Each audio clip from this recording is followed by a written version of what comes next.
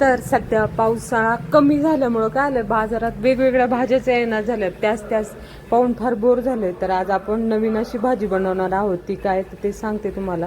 तत्पूर्वी ह्या भाजीसाठी काय साहित्य लागतं: कांदा, खोबरं, तांदूळ, लसूण, फुटाणे, कोथिंबीर आणि कढीपत्ता. आता काय करायचं, सर्वप्रथम मसाला भाजून घ्यायचा.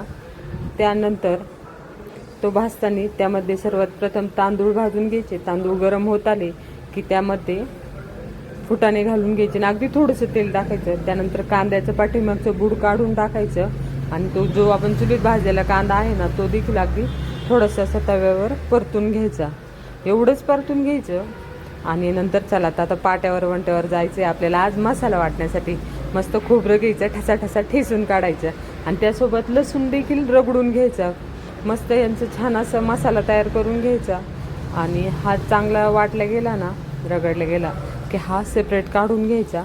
आणि त्यानंतर आता आपण जो बाकीचा जो मसाला आहे, इतर कोथिंबीर, कढीपत्ता, तांदूळ, फुटाणे आणि कांदा, हे सर्व काय करणार आता एकत्र थोडंसं अगदी पाणी घालून वाटणार आहोत त्याला. आता हे मसाला पाट्यावर वाटताना ना अगदी थोडासा वेळ लागतो, पण असोत. आणि अगदी थोडं थोडं पाणी घालून वाटायचं, म्हणजे तुमच्या पाटावर वंटा जे आहे त्याच्या खाली पाणी जाणार नाही.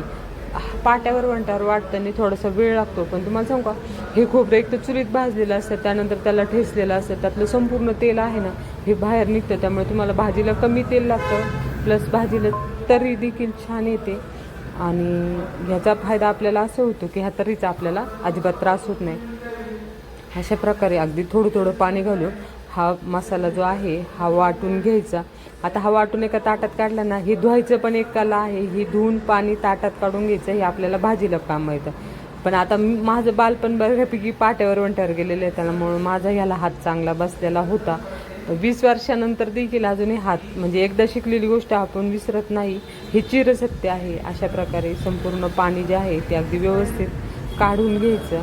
आणि त्यानंतर आता काय झालं, लक्ष होतं चुलीवरती बरं का, दूध तापायला ठेवलेलं होतं, पण थोडंसं मागं पुढं होतंय आणि सध्या हवा लागते, त्यामुळे चूल ही काय झाली ती संपूर्ण थोडक्यात विजलीच होती.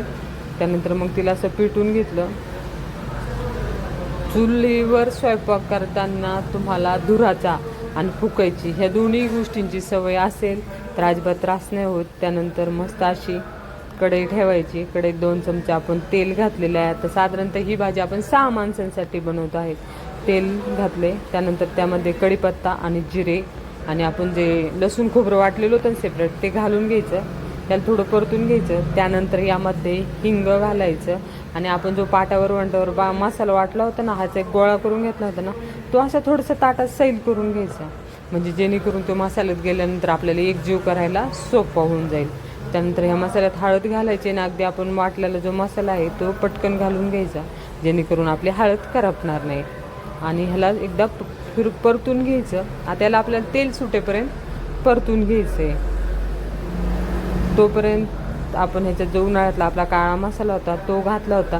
मी इतर मसाले कोणतेच वापरत नाही, कारण काळा मसाले जर आपला एकदम व्यवस्थित झाला असेल ना तर बाजारातल्या कोणत्याच मसाल्याची तुम्हाला गरज लागत नाही. माझा काळा मसाला तो देखील खूप छान झालेला आहे. तो मी ज्यावेळेस करेन त्यावेळेस त्याची रेसिपी देखील तुमच्यासोबत शेअर करेन. आता मी पीठ मळते हे थोडंसं इग्नोर करा, कारण ज्यावेळेस तुम्हाला चुलीवर स्वयंपाक करायचा असतो ना सर्व गोष्टी मॅनेज कराव्या लागतात. त्यानंतर ह्यात चवीनुसार मीठ घालून घ्यायचं. मी अगदी पारंपरिक पद्धतीने असल्यामुळे लोखंडाची कढई आणि खडे मीठच वापरलेलं आहे, त्यामुळे भाजीला खरंच वेगळी चव येते.